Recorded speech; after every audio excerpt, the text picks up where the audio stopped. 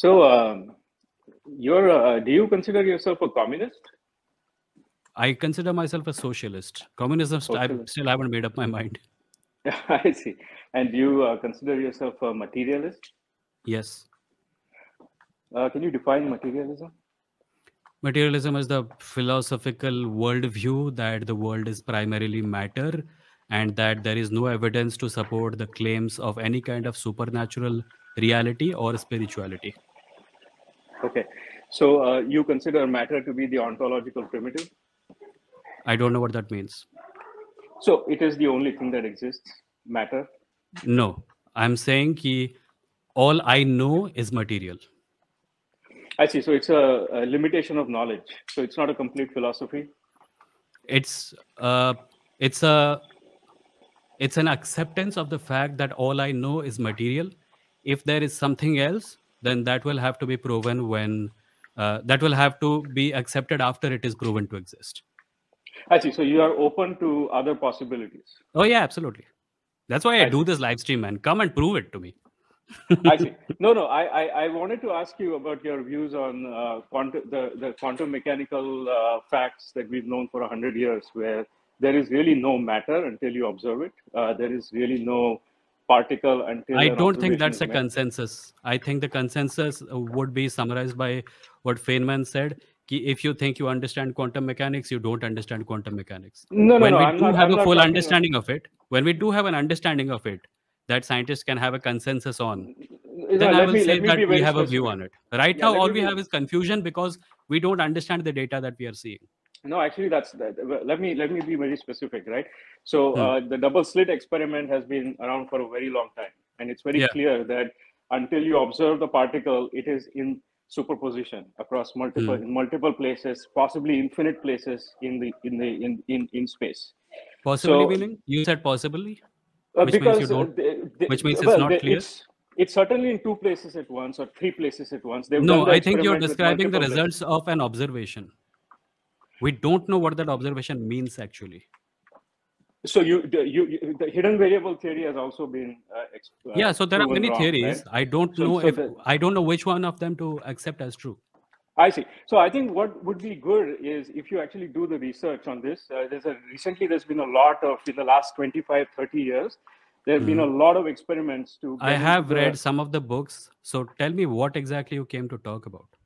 Well, this is one thing. The other thing I wanted to tell people on your channel is to look at John Vervaeke's series on the meaning crisis, and I think On the what? that will on the meaning crisis. There is an Okay. entire series of 46 lectures where he gets into the meaning of ritual and how various religious thought or various thought in general has come Hmm. about over a period of time. I think it Hmm. would be very instructive. I see a lot of questions from your viewers about what is religion, or why is religion useful to people, or why people Hmm. do paganism, things like that, right? And I think I don't that remember those questions. Did you see them today in the chat? yeah, right now there was somebody talking about how they see paganism on Reddit, right? For example, and why it would be attractive. It Okay. just came up in the previous chat. Yeah. No, as I So said in the previous answer to the question, I suppose the attractiveness of paganism or monotheism depends on the person who's experiencing the attraction. that's right. No, I think that there's a wider sort of context as well, historical and anthropomorphic, that people will get from John Vervaeke's lectures. Okay. People who are analytical in nature. I think Cool. the I will add it to my list of things to watch. Did you have anything okay. else to add, Chinmay?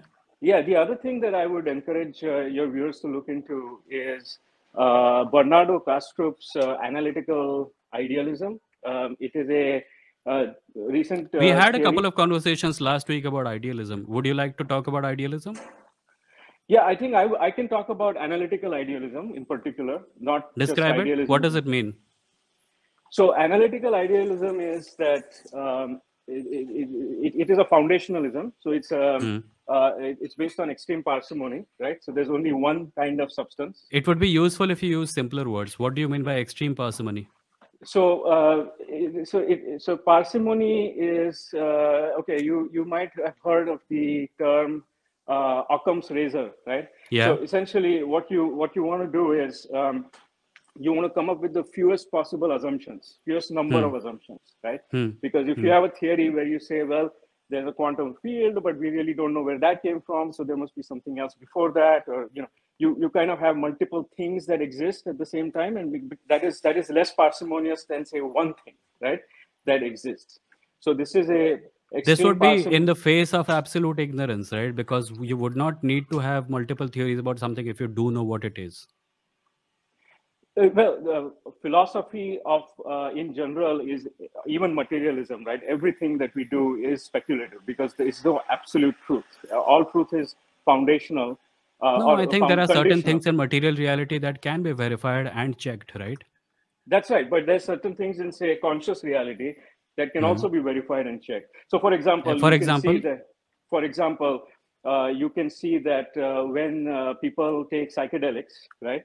They have very intense experiences, but their brain patterns actually go down. So the neural correlates of consciousness, which means that the correlation between your neural activity and your conscious experience, or the degree of conscious experience you have, is supposed to be, or was supposed to be, correlated. Like, the people would say that, well, if you have brain activity, that means that you're having an experience, right?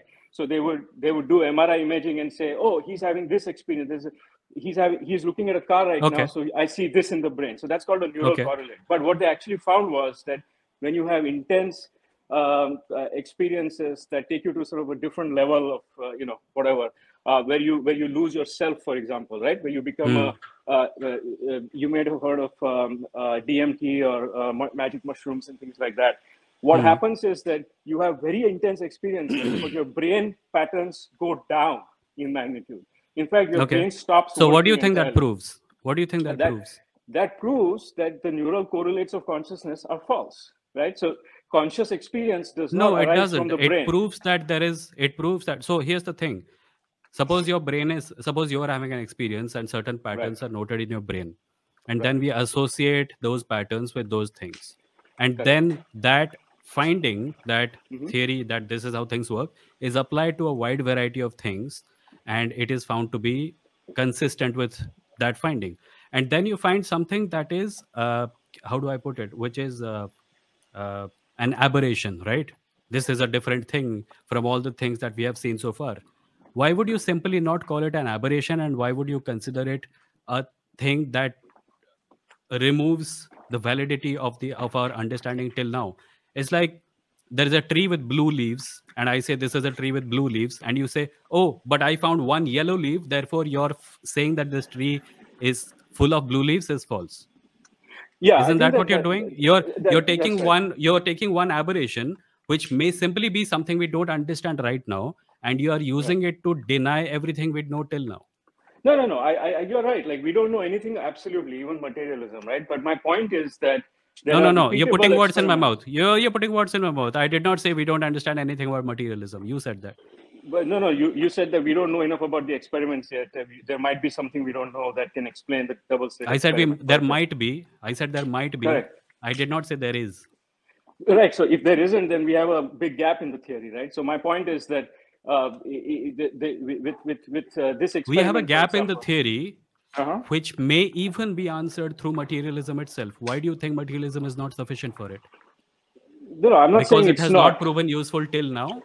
It's not, because there's been 100 years of experimentation, right, since 1920. So what? Maybe it will be proven in the 200th year.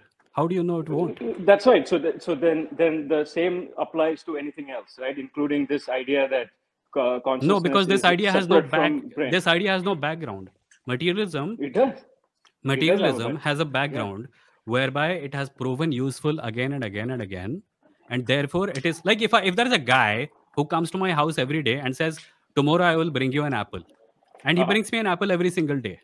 Tomorrow, I will expect him to turn up at the same time and bring an apple. Even if it doesn't come tomorrow or the day after, I will assume that, okay, so maybe something has happened. He will come in due course of time, and he does come and he brings me 3 apples. So that is materialism. It fails sometimes. It fails to give us some answers. But every single time someone has said that materialism has failed completely and now we need an entirely different paradigm, there has been no foundation to it. No, you're By the way, right. can I ask Yeah. you what your qualifications are? Are you into, like, are you a qualified neuroscientist or something? I'm